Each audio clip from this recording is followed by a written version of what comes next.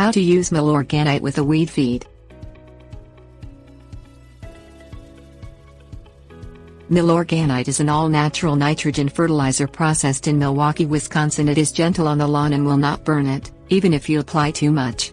Due to its gentle nature, Milorganite is safe to use with other weed and feed fertilizers. Only use weed and feed fertilizer if you have a widespread weed problem in your lawn. Use spot liquid spray spot treatments if you only have a few problem weeds. Things you'll need: broadcast spreader. Pour Milorganite into your broadcast spreader. Set the spreading rate to the manufacturer's indicated rate.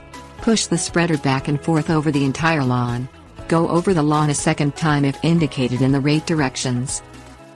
Remove any Milorganite left in the broadcast spreader with a plastic cup. Place it back in the bag. Seal the bag and store it somewhere inaccessible to children and pets. Pour the weed and feed into the broadcast spreader. Set the spreading rate to 1 pound nitrogen per 1,000 feet, or as indicated by the manufacturer. Push the spreader back and forth over the entire lawn.